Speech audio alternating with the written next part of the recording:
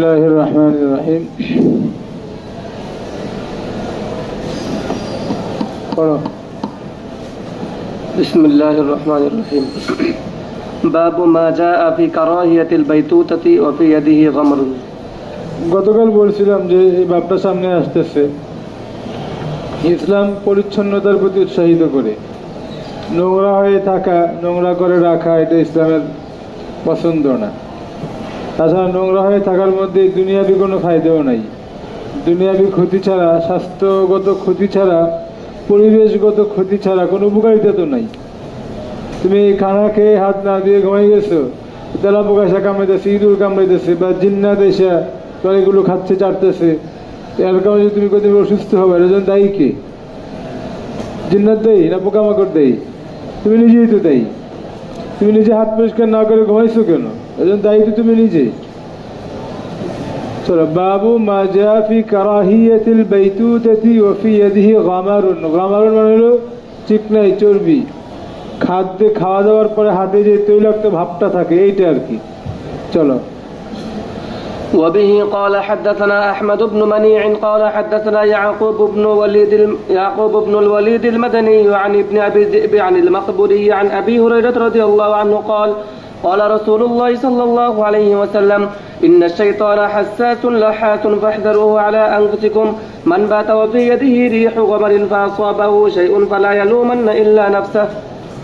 هذا حديث غريب من هذا الوجه وقد روي من حديث سهيل بن عن أبي هريرة رضي الله تعالى عنه قال قال رسول الله صلى الله عليه وسلم إن الشيطان حساس لحاس। শয়তান অনেক হিসওয়ালা, এর অনুভূতি শক্তি, এর ঘ্রাণ শক্তি অনেক বেশি। দূর থেকে সে ঘ্রাণ অনুভব করতে পারে। ওয়ালাহাসুন, এবং সে খুব বেশি চাটনেওয়ালা, চাটাচাটি করতে পারে। বুঝে আসছে? ইন্না শাইতানা হাসসাসুন লাহাসুন, এর অনুভূতি শক্তিও বেশি, ঘ্রাণ শক্তিও বেশি। দূর থেকে ঘ্রাণ অনুভব করতে পারে এবং কোথাও এরকম খাদ্য বা ঘ্রাণ পেলে সেটা সে অধিক চাটে। ফাহযারুহু আলা আনফুসিকুম, সুতরাং শয়তান থেকে তোমরা নিজেদেরকে বাঁচিয়ে রাখো। তোমাদের এই হাতের ঘ্রাণ যেন শয়তান না পায়, শয়তান ঘ্রাণ পেয়ে যেন হাতকে নিয়ে চাটাচাটি করতে না পারে, এই জন্য শয়তান থেকে নিজেদেরকে বাঁচিয়ে রাখো। মান বাতা ওয়া ফি ইয়াদিহি রিহু গামারিন, যে এমত অবস্থায় রাত্রে ঘুমালো যে তার হাতের মধ্যে গামার এর গন্ধ রয়েছে। গামার মানে ওই খাদ্যের গন্ধ। তো তার হাতের মধ্যে চর্বি, তেল বা মশলার যে গন্ধ সেটা রয়েছে।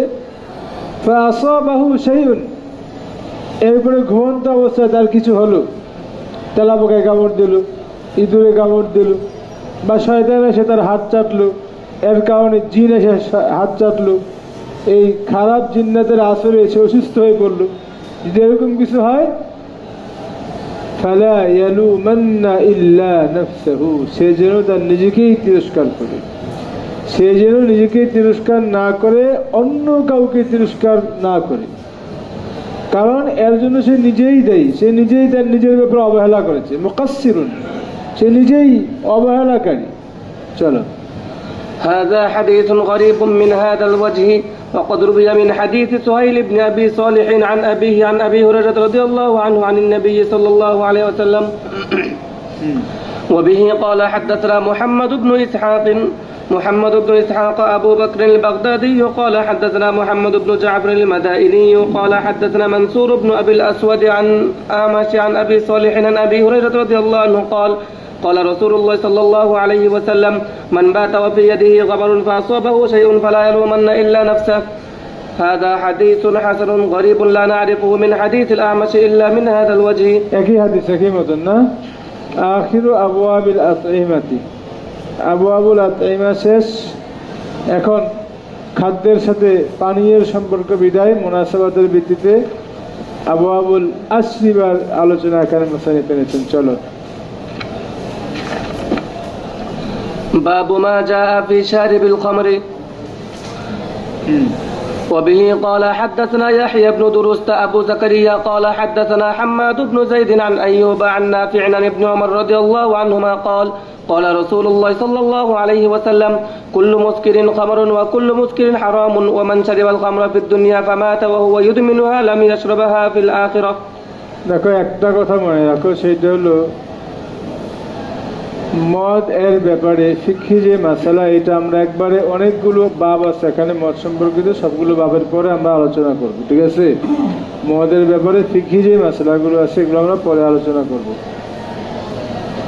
এখানে যে হাদিস আমাদের সামনে আছে, عن نافع عن ابن عمر رضي الله تعالى عنهما قال قال رسول الله صلى الله عليه وسلم كل مسكر خمر وكل مسكر حرام.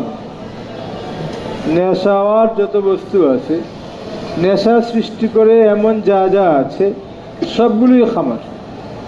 এটা একটা ইখতিলাফি মাসলা, তোমরা পড়ছো আসলে নেশা সৃষ্টি করে এমন সব জিনিসকে খামার বলা যাবে কি যাবে না, এগুলো খামার কিনা মদ কিনা সেটা আরেক মাসালা।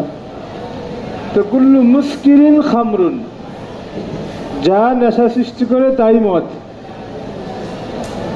গাঁজা হোক আর বাবা হোক আর ডেন্ডি হোক আর বাংলা মদ হোক, যাই হোক, আর ইয়াবা হোক, যা কি করে নেশা সৃষ্টি করে তাই কি মদ। ওই যে বন্ডরা কয় গাঁজা তো এটা নিষিদ্ধ না, এটা মদ না, মদ তো মানুষ বানায়।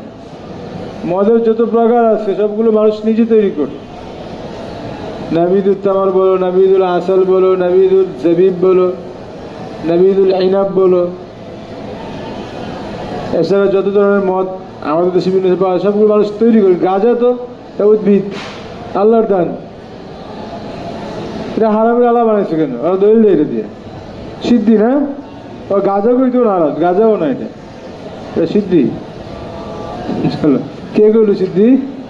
কুষ্টিয়া কেউ আছে নাকি? আর কি কুষ্টিয়া? হ্যাঁ, কুষ্টিয়া খুলনা তো কাছাকাছি, একই বিভাগের মানুষ, ঠিক আছে। হ্যাঁ,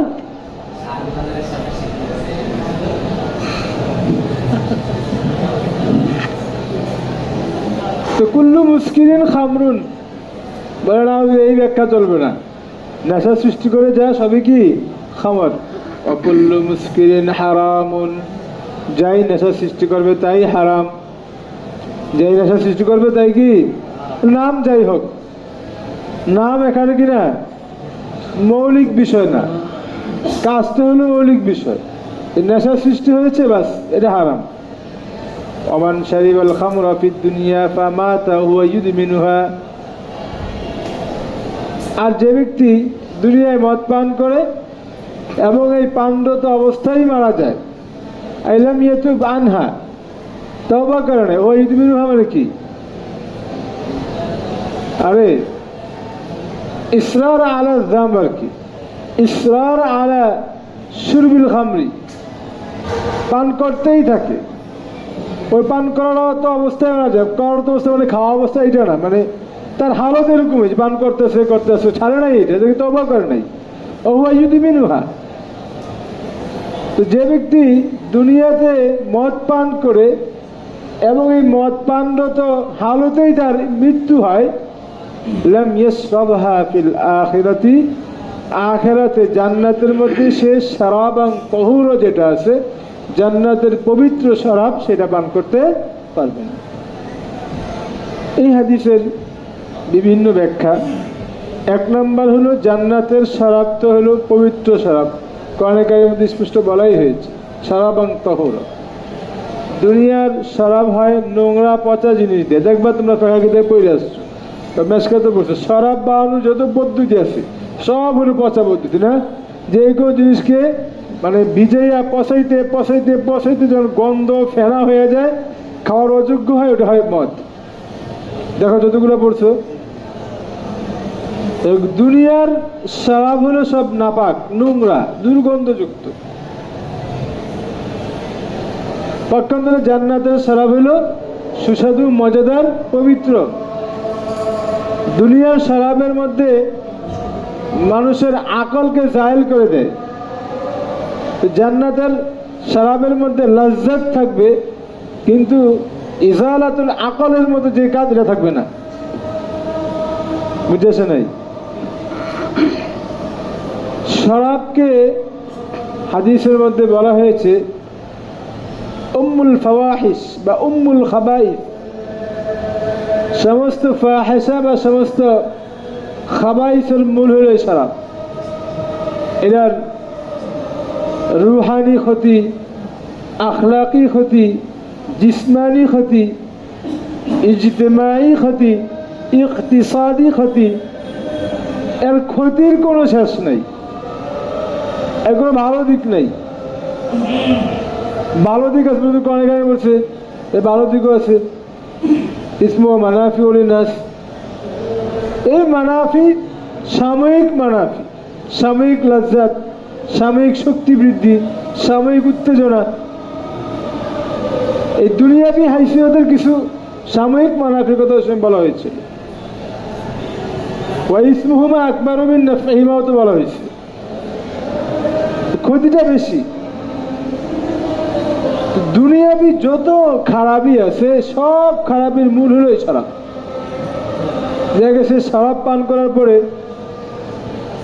একটা মানুষ কার সামনে কি করতেছে, কি বলতেছে, কোথায় যাচ্ছে, কি খাচ্ছে, সে নিজে বলতে পারবে না। বউ মনে করে মেয়েকে ধরে ফেলতেছে, মেয়ে মনে করে আরেকজনকে আরেকটা বলতেছে, তার হিতাহিত কোনো জ্ঞান থাকে না। সব কিছুর মূলে হলো শরাব। ঝগড়াঝাটি, মারামারি, কাটাকাটি, এক শব্দে উম্মুল খাবাইস বা উম্মুল ফাওয়াহিশ বলা হয়েছে। তো আল্লাহ তাআলার থেকে মাখলুককে বিচ্ছিন্ন করার অন্যতম একটা মাধ্যম হলো এই শরাব। কারণ আল্লাহ তাআলার সাথে সম্পর্ক হয়তো আকলের মাধ্যমে, তো আকলে যখন থাকে না সে তো পাগলের মতো হয়ে যায়। তো আল্লাহর সাথে সম্পর্ক হবে কিভাবে? এজন্য শরাবের যত প্রকার আছে সবগুলো ইসলামে অত্যন্ত কঠোরভাবে নিষিদ্ধ, এবং জিনা চুরির মতো শরাব পান করাও একটা দণ্ডযোগ্য অপরাধ। চুরি করলে যেরকম দণ্ড প্রয়োগ করা হয়, জিনা করলে যেরকম দণ্ড প্রয়োগ করা হয়, শরাব পান করলে দণ্ড প্রয়োগ করা হবে। মানে আখিরাতের শাস্তি তো আছেই। দেখো দুনিয়াবি দণ্ডবিধি কিন্তু সব বিধানের সাথে নাই। এই শরাব পান এটা এত জঘন্য অপরাধ যে এইটা শুধু দুনিয়াবি দণ্ডবিধির প্রয়োগেরও কি বিধান আছে। তো এই যে হাদিসের মধ্যে বলা হয়েছে যে যে ব্যক্তি দুনিয়াতে এটা পান করবে এবং পানরত অবস্থায় মারা যাবে, সে আখিরাতে শরাব পান করবে না। মুহাদ্দিসিনে কেরাম এর কয়েকটা ব্যাখ্যা করছেন। এক নম্বর ব্যাখ্যা হলো দুখুলে আউয়ালি হিসাবে সে জান্নাতে প্রবেশ করবে না। দুখুলে আউয়ালি হিসাবে সে জান্নাতে প্রবেশ করবে না। তো জান্নাতে প্রবেশ না করে জান্নাতে শরাব পাবে করতে? জান্নাতের শরাব পান করার জন্য তো জান্নাতে আগে প্রবেশ করতে হবে, তো জান্নাতে প্রবেশই করবে না। আবার কেউ কেউ বলছেন দুখুলে আউয়ালি হিসেবে না, সে দায়মি ভাবেই জান্নাতে প্রবেশ করতে পারবে না, বিদায় শরাব পান করতে পারবে না। এখন প্রশ্ন হলো যদি দায়মি ভাবে প্রবেশ করতে পারবে না কেন? শরাব পান করে তো কবিরা গুনাহ, তো কবিরা গুনার মুরতাকিব তো আর জাহান্নামী না, কাফির না, সে তো কোনো না কোনো সময় জান্নাতে যাবেই। এর জবাব হলো এটা ওই ব্যক্তির জন্য যে এটাকে হালাল মনে করে পান করে, যে কি মনে করে হালাল মনে করে পান করে। ওই ব্যক্তি যেহেতু জান্নাতে কখনোই যাইতে পারবে না, তো ওই ব্যক্তির জন্য জান্নাতের শরাব পান করারও কোনো সুযোগ নাই। এই দুই ব্যাখ্যা। আর ইমাম নববী আলাইহির রাহমাত যে ব্যাখ্যাটা করেছেন, যেটা অধিকাংশ মুহাদ্দিসে কেরাম গ্রহণ করেছেন এবং বিভিন্ন হাদিস দ্বারা যেটা সমর্থিত, সেই ব্যাখ্যাটা হলো আসলে এই ব্যক্তি তো দুখলে আউয়ালি হোক আর দুখলে সানি হোক জান্নাতে যাবে। জান্নাতে যাওয়ার পরেও সে জান্নাতের শরাব পান করতে পারবে না। তো জান্নাতে যখন যাবে তো জান্নাতের সব নিয়ামতই তো পাবে, শরাব পান করতে পারবে না কেন? এক নম্বর কারণ হলো এই শরাবের কথা ভুললেই যাবো জান্নাতে, আল্লাহ এদের ভুলেই দিবে। দুনিয়াতে তো এগুলো খাইছে, এই জন্য শাস্তি স্বরূপ আল্লাহ তাআলা জান্নাতে ওরে এই শরাবের কথা ভুলেই দিব। হ্যাঁ, একই কথা, সিগারেট তামাক যা আছে একই কথা। আলাদা আলাদা আগেই তো বলা হয়েছে কুল্লু মুস্কিরিন খামরুন কুল্লু মুস্কিরিন হারামুন। বুঝেছে নাই? এখানে তো মূল্য দিয়ে চলে আসে। সিগারেট আলাদা জিজ্ঞাসা করার কোনো দরকার নেই, তো আল্লাহ তাকে ভুলেই দিবেন, তো ভুলেই দিলে সে তো চাইবেই না। আরেকটা হলো যে ভুলেও দিবেন না, তার মনেও থাকবে, কিন্তু জান্নাতের খাবারের সম্পর্ক তো ইশতিহায়ের সাথে, কিসের সাথে? মাজমুতে বই আসছে মন চাবে তো অটোমেটিক খাবার খাওয়া হয়ে যাবে। চাওয়াটা হইল শর্ত, মনের চাওয়া, মনের ইশতিহা, মনের চাহিদা যখন জাগবে, এটা খাইতে পারতাম, অটোমেটিক এটার যে স্বাদ, তুমি স্বাদটা ভোগ করে ফেলবা। এটা তো জান্নাতের নিয়ামত। তো এই ব্যক্তি দেখবে, শরাব দেখবে, শরাবের কথা মনেও থাকবে, কিন্তু ওর ইশতিহাই হইব না। কত জিনিস আমাদের সামনে আসে না, বলে থাকে আমি খাইতে মন চাই, হালাল জিনিস মনে করো, ডাল হোক, ডাল হইতে পারে, ডাল তোমার ইশতেহা না হইতে ডাল খাইতে, তো অনেক মানুষ ডাল ছাড়া খাইতে পারে না। ঢাকার মানুষ 3 বেলা ডাল খায়, এবার সাথে শুটকি ভর্তা থাকুক, আলু ভর্তা থাকুক, আর গরু গোস্ত থাকুক, ডাল ছাড়া চলে না। আমাদের কুমিল্লার কেউ আছো? তুমি আছো? কোন দুজন? সাবান কুমিল্লার, চাঁদপুরে না, রামজান কুমিল্লার, চাঁদপুরে খাওয়া যায়। আমাদের কুমিল্লার মানুষ বিপদে বড় ডাল খায় না। আমাদের কুমিল্লার ক্ষেত্রে ডাল হলো মেহমানদারের একটা অপশন, বুঝো নাই? ডাল কি? আরে মেহমানদারের অপশন, মানে বাড়িতে মেহমান গেছে, অনেকগুলো আইটেমের সাথে একটা ডালও ভাগ করতে হবে। মেহমান না গেলে প্রয়োজনে শুটকি ভর্তা দিয়ে ভাত খাইব, প্রয়োজনে কাঁচামরিচের পেঁয়াজ দিয়ে কামড়ে ভাত খাইব, কিন্তু ডাল বা কিছু ডাল দিয়ে ভাত খাইব, এটা আমরা আমাদের ছোটবেলায় দেখি নাই। এখনো তো ওই ঢাকার বাতাস লাগতে লাগতে আধুনিকতার যুগ আস্তে আস্তে কেউ ডাল ডুল পাক করে, আমরা ছোটবেলায় দেখি নাই। আমরা ছোটবেলায় যেটা দেখছি ওইটার অরিজিনাল কুমিল্লার অভ্যাস। ডাল খায় না কেউ, হ্যাঁ বুঝি না, অভ্যস্ত না, এটা মনে কোনো প্রয়োজন মনে করে না। ডালটা খাওয়ার জিনিস রয়েছে মনে হয়, বলছে ইশতিহা হয় ডাল খেতে, এরকম কুমিল্লার মানুষের হয় না এটা। চলো, এরকম ঘোড়ার গোস্ত আমরা পিছিয়ে পড়ে যাচ্ছি। এখন আমাদের সর্বসম্মতি থেকে ঘোড়ার গোস্ত হালাল, কিন্তু সামনে এনে দিলে ইশতিহা হবে, তাহলে তুই খাস, আমাদের হবে না। এইটাই তো মাসলা, তো ইশতিহায়ের মাসলা। ইশতিহা তো কেউ কাউকে জোর করে করাতে পারবে না, তার রুচি বোধ, তার মন থেকে আগ্রহ জাগতে হবে। যেরকম এখন যদি কাচ্চি পাক করে, যদি আমার একটু দিত, এটা মন থেকে এই ভাবটা আসবে। ইশতিহা তো ওইটার নাম। তো এই ব্যক্তি জান্নাতে এই শরাব পান করবে না, আর অর্থ হচ্ছে সে দেখবেও, তার মনেও থাকবে, কিন্তু তার আগ্রহই জাগবে না, চাহিদাই জাগবে না। বুঝে? চলো। وفي الباب عن أبي هريرة وأبي سعيد وعبد الله بن عمرو وعبادة وأبي مالك الأشعري وابن عباس رضي الله আমরা তো 3 বেলা আলু ভর্তা, সবজি বা ডাল এগুলো থাকে, এগুলো সহ খাইয়ে বলছে ডালের প্রতি ইশতিহা হয় না। অথচ আমি শিক্ষক হওয়ার পরেও ছাত্র বয়সে খুব খারাপ খাই নাই, কারণ খুব খারাপ মানুষে পড়ি নাই, ভালোই খেয়েছি। শিক্ষক হওয়ার পরে 1 মাসে পড়াইছি 2 বছর, ওখানে 2 বেলা খানা দিত। সকালে 10টার দিকে একটা খানা দিত, 9টার দিকে দিত আর কি, 8 হলো আসরের পরে দিত। আসরের পরটা 4টে খাইতাম, আর 9টার দিকে যেটা দিত ওটা সকালেও ঘন্টা আগেও খাইতাম, আবার দুপুরেও খাইতাম। তো খানা ছিল সারা বছর একই আইটেম, আলু ভাজি আর ডাল। সকালেও আলু ভাজি, বিকালেও আলু ভাজি। আলু ভাজি মানে এটা অফিসিয়াল নাম হলো আলু ভাজি, তা আমরা ওটাকে আলু সিদ্ধ বলতাম। মানে মোটা মোটা বড় বড় করে কাইটটা সিদ্ধ করে রাখতো কি শুধু। আর একটু মানে মনে করো যেখানে 2 কেজি তেল দরকার, এখানে 200 গ্রাম তেল দিত, আর হলুদ মরিচ কাঁচা মরিচ দিয়ে খালি সিদ্ধ করে রাখতো। ওইটাও অনেক মজা লাগতো তখন, আর তো কিছু নাই। আর ডাল দিত, ডালটা সকালবেলা যে দিত ওটা ধরো যখন খাইতাম তখন সাদা হয়ে রয়েছে। ডাল কিন্তু নষ্ট হলে সাদা হয়ে যায়, জানো তো? তোমরা জানো না, নষ্ট হওয়ার সাথে পরিচিত না। ডাল নষ্ট হলে কি হয়ে যায়, অটোমেটিক কালার সাদা হয়ে যায়। ওইটাই খাইতাম, কিছু করার নাই তো। ওই ডাল আর ওই আলু সিদ্ধ দিয়ে সারা বছর। গোস্তের তো প্রশ্নই নাই। মাছ দিত বছরে, ওই বিশাল পুকুর আছে মাদ্রাসার, দুইবার পুকুর থেকে মাছ স্ট্যান্ডার্ড হইতো, ধরতো, যখন ধরতো 4-5 দিন লাগাতার ধরতো, ওই দুইবার প্রতিদিন মাছ খাওয়াইতো। এছাড়া কোনোদিন কিনা বাজার থেকে মাছ গোছ খাওয়াবে এটার অপশন নেই। এই যুগের কথাই বলতেছি। গোস্ত খাওয়াবে 2 সময়, এটা হলো কুরবানিদের দিন আর এটা হলো মাহফিলের দিন। বুঝেছে নাই? হ্যাঁ হ্যাঁ হ্যাঁ মাদ্রাসার নাম আর বিশাল মাদ্রাসা, আমাদের বাসা হচ্ছে অনেক বড় মাদ্রাসা। মানিকগঞ্জ বাড়ি আছে কারো? হ্যাঁ, গোবিন্দল মাদ্রাসা, সিঙ্গার গোবিন্দল মাদ্রাসা, বিশাল মাদ্রাসা। নাম দিয়ে কি করবা, এখন ওরকমই আছে।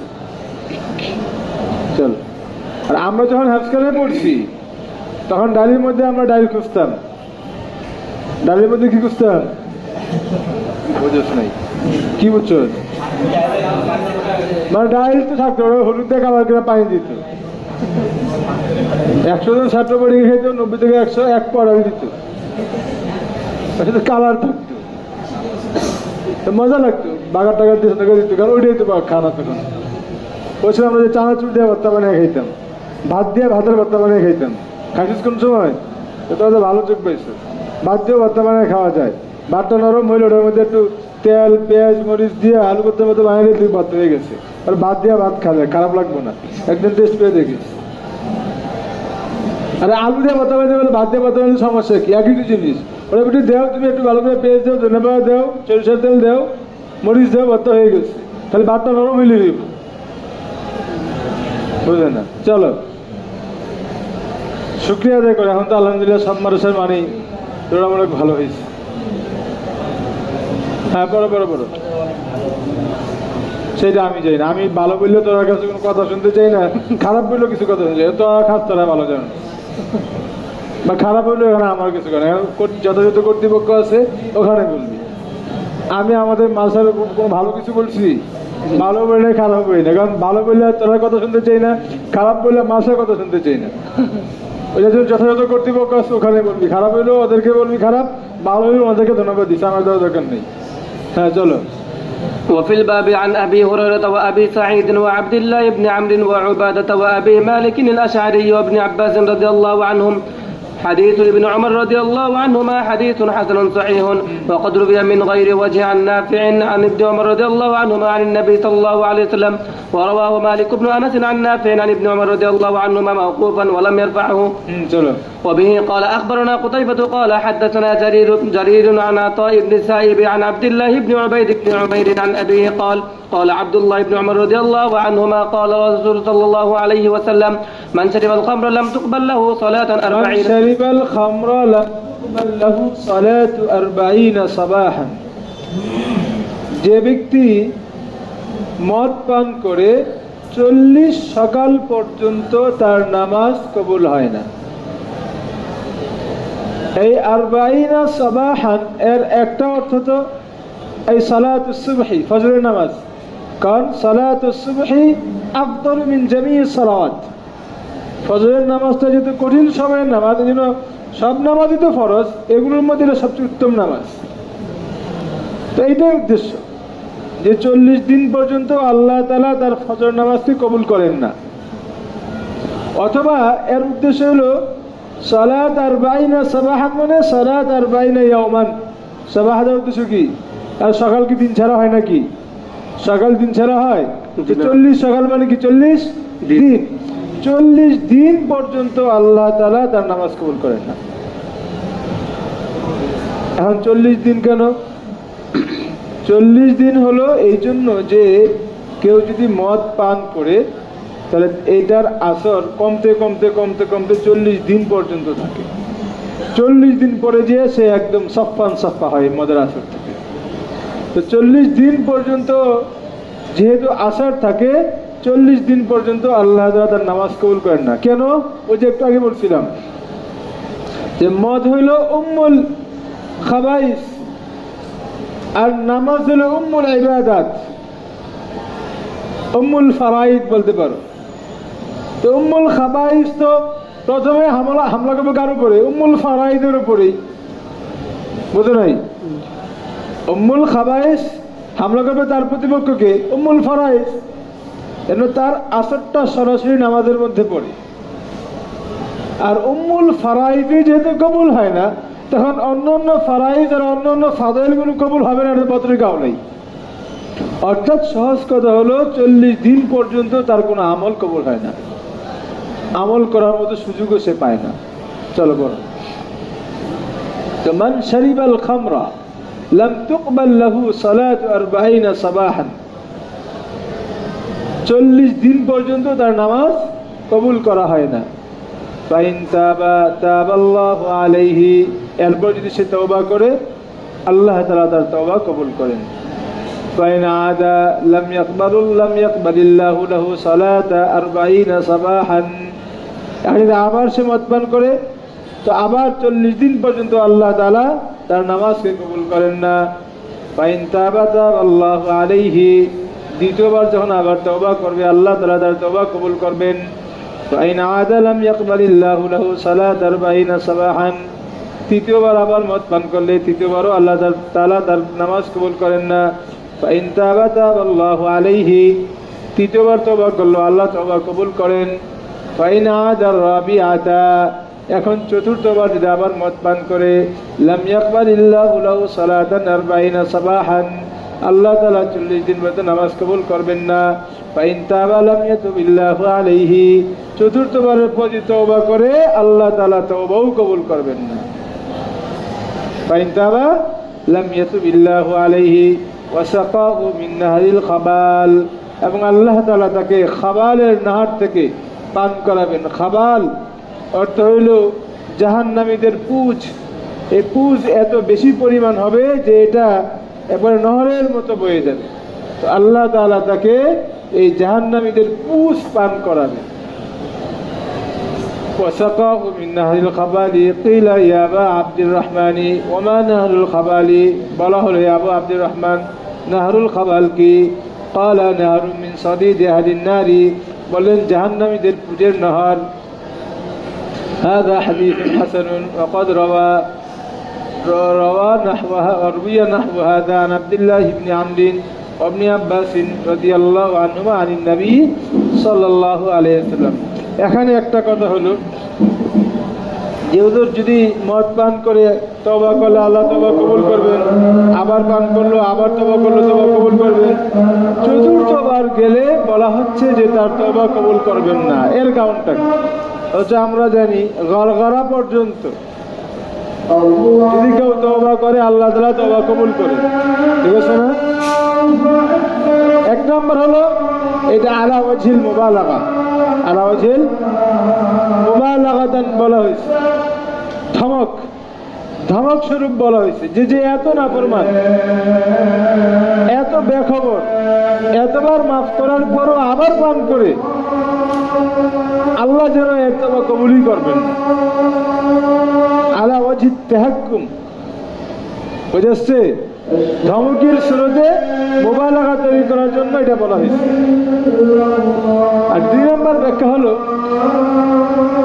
যে এর দ্বারা উদ্দেশ্য হলো যে এই মদ পান করতে করতে করতে করতে এমন গাফলতির পর্যায়ে যাবে যে তৃতীয়বারের পরে আল্লাহ তাআলা তাকে তওবা করার সুযোগই দিবেন না, মানে তওবা করার মতো আগ্রহই তার আর পয়দা হবে না। তাওবাতান নাসুহার জন্য তো তৌফিক লাগবে, তো তোমার তৌফিক হয়ে না তুমি তওবা করবা, আর সেই তওবা করার পরে না এটা কবুল হওয়া না হওয়ার প্রশ্ন আসবে। তো পরিস্থিতিটা এমন হবে যে তওবা করার তৌফিকই হবে না, তওবা করার মতো আগ্রহই তার মনে আর জাগবে না। তো তওবা না করলে মাফ হবে কিভাবে? আর 3 নম্বর ব্যাখ্যা হলো এখন যে বলা হয়েছে এরপরে পান করলে তার আর তওবা কবুল হবে না, এর অর্থ হচ্ছে যে আসলে এতবার পান করার পর মাফ করার পর পান করার পর মাফ করার পর আবারও যে পান করে বোঝা যায় যে আসলে সে এটাকে বৈধ মনে করে পান করে, এটাকে লাবাস মনে করে পান করে। শরীয়তের বিধানকে তুচ্ছ তাচ্ছিল্য করে নিজেরটাকে রাইট মনে করে পান করে, তো নিজে যদি এটাকে রাইট সঠিক মনে করে পান করে, শরীয়তের বিধানকে তুচ্ছ করে পান করে, তাহলে তো সে কাফের। তাহলে সে তো কাফের। যখন সে নিজেরটাকে রাইট মনে করে তখন তো তওবা করার প্রশ্নই আসবে না, তওবাও করবে না, যেটা কবুল হবে। এই জন্য কবিরা গুনার চাইতে বেদাত বেশি মারাত্মক। কবিরা গুনার চাইতে বেদাত কি বেশি মারাত্মক? কারণ যে কবিরা গুনাহ করে সে তো জানে আমি গুনাহ করতেছি, সে মাপ চাইবে, আল্লাহর কাছে তওবা করবে। তওবা করার পরে মাফ করা না করা তো আল্লাহ তাআলার ব্যাপার, বাকি ওয়াদা আছে মাফ করা, আশা করা যায় মাফ করে দিবেন। যে গুনাহ করে সে জেনে শুনেই করে, গুনাহকে গুনাহ মনে করে এবং সে এটার জন্য নির্দিষ্ট করে হোক বা অনির্দিষ্টভাবে হোক মাফ চায়। তুই যে বেদাত করে সে তুই গুনাহ মনে করে না, কিন্তু সব মনে করে তুই মাফ চাইবো কেন, তওবা করবে কেন? দেখুন তুমি আজকে যখন নামাজ ফজর নামাজ পড়ছো, এমনকি তুমি আল্লাহকে তওবা করে মাফ চাও, আল্লাহ যেই নামাজটা পড়ছি ভুলে গেছি, তওবা করছো, মাফ করে দেয়, বলবা কেউ? কেন বলবো না? কারণ তোমার জানা মতো তুমি সওয়াবের কাজ করছো, তো মাফ চাইবে কেন, তওবা করবে কেন? তো বেদাত যারা করে এরাকে ওটাকে গুনাহ মনে করে না, এটাকে সওয়াবের কাজ নেকির কাজ মনে করে, সুতরাং সে কখনো থেকে তওবাও করে না, তওবা করার ইচ্ছাও তার মনে জাগে না। মানে বেদাত সবসময় কি হয়? কবিরা গুনার চেয়ে কি হয়? ভয়ঙ্কর হয়, মারাত্মক হয়। চলো। باب ما جاء كل مسكر حرام. وبه قال حدثنا إسحاق بن موسى الأنصاري قال حدثنا معن قال حدثنا مالك بن أنس عن ابن شهاب عن أبي سلمة عن عائشة رضي الله عنها أن النبي صلى الله عليه وسلم سئل عن البدع فقال كل شراب أسكر فهو حرام. আল্লাহর রাসূলকে বিদআন সম্পর্কে প্রশ্ন করা হয়েছিল। বিদআন মানে হইল কই জানো? বিকাসিল বাইল মুহাদাদি ওয়া সুকুনিল মুসান্নাতি মিন ফাওকিন ওয়া আইনিন মুহমালাতিন নাবিদুল আসল। নাবিদুল আসল মানে মধু, বীজাণু, শরাব যে রাখছে পানির মধ্যে নির্দিষ্ট, এটা আবার তুই আমি মিলাইলে হইব না, আমরা তো পানিতে মধু মিক্স করে খাই, এটা না। এই পরিমাণ পানিতে এই পরিমাণ মধু দিতে হবে, এটা আবার থিওরি আছে। ওইটা দেওয়ার পরে এই পরিমাণ দিন এটাকে আবার জাগিয়ে রাখতে হবে, তাহলে মদ হবে। এই নবীদুল আসলের অপর নাম হলো বিদআন। তো আল্লাহ রসুলকে বিদআন সম্পর্কে, মধু, বীজাণু, পানীয় শরাব সম্পর্কে জিজ্ঞাসা করা হলো। ফাকাল কুল্লু শারাবিন আসকারা ফাহুয়া হারাম। হুজুর মূলনীতি বলে দিলেন, যেসব পানীয় তাই হারাম। চলো। وبه قال حدثنا عبيد بن أسبات بن محمد القرشي وأبو سعيد الأشج قال حدثنا عبد الله بن إدريس عن محمد بن عمرو عن أبي سلمة عن ابن عمر رضي الله عنهما قال سمعت النبي صلى الله عليه وسلم يقول كل مسكر حرام. هذا حديث حسن صحيح. وفي الباب عن عمر وعلي وابن عباس وأبي سعيد وأبي موسى والأشج العصري وديلم وميمونة وعائشة وابن عباس وقيس بن سعد والنعمان بن بشير ومعاوية وعبد الله بن مغفل وأم سلمة وبريدة وأبي هريرة ووائل بن حجر رضي الله عنهم. هذا حديث حسن. وقد روي عن أبي سلمة عن أبي هريرة عن النبي صلى الله عليه وسلم نحوه وكلاهما صحيح. وروي غير واحد عن محمد وروى غير واحد عن محمد بن عمرو عن أبي سلمة عن أبي هريرة رضي الله عنه عن النبي صلى الله عليه وسلم نحوه وعن أبي سلمة عن ابن عمر رضي الله عنه عن النبي صلى الله عليه وسلم.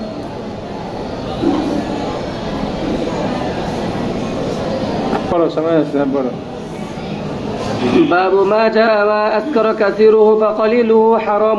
যার অল্প নেশা সৃষ্টি করে, যার বেশি নেশা সৃষ্টি করে, তার অল্পটাও হারাম। মা আসকার কাসীরুহু ফাকালিলুহু হারাম। অর্থাৎ যেই জিনিসটা এক গ্লাস খাইলে মনে করো নেশা সৃষ্টি করবে, একটুখানি নেশা সৃষ্টি করবে না ঠিক, কিন্তু একটুকু হারাম। যার বেশিটা হারাম, বেশিটা নেশা সৃষ্টি করে, তার কমটাও কি হারাম। চলো। وبه قال حدثنا قتيبة قال حدثنا إسماعيل بن جعفر وقال حدثنا علي بن حجر قال حدثنا إسماعيل بن جعفر عن داود بن بكر بن أبي الفرات عن محمد بن المنكدر عن جابر بن عبد الله رضي الله عنهما أن رسول الله صلى الله عليه وسلم قال ما أسكر كثيره فقليله حرام. হ্যাঁ চলো। وفي الباب عن سعد وعائشة وعبد الله بن عمرو وابن عمر وخوات بن جبير رضي الله عنهم. هذا حديث حسن غريب من حديث جابر رضي الله عنه. وبه قال حدثنا محمد بن بشار قال حدثنا عبد الأعلى بن عبد الأعلى عن هشام بن حسان عن مهدي بن ميمون وقال حدثنا عبد الله بن معاوية الجمحي عن مهدي بن ميمون. المعنى واحد. عن أبي عثمان الأنصاري عن القاسم بن محمد عن عائشة رضي الله عنها قالت قال رسول الله صلى الله عليه وسلم كل مسكر حرام ما أسكر الفرق منه ما أسكر الفرق منه فملء الكف منه حرام. ما أسكر الفرق منه أي فرق দুই ভাবে পড়া যায়। আসসালামু আলাইকুম। ওয়ালাইকুম আসসালাম। আলহামদুলিল্লাহ। মাদ্রাসা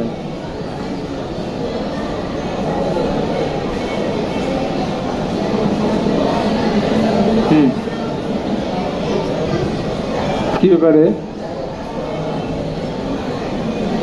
আমি তো কিছু আগেই বলছিলাম, আমরা কিছু বলি নাই। আচ্ছা আমি তোমার পরে ফোন দেবো। হ্যাঁ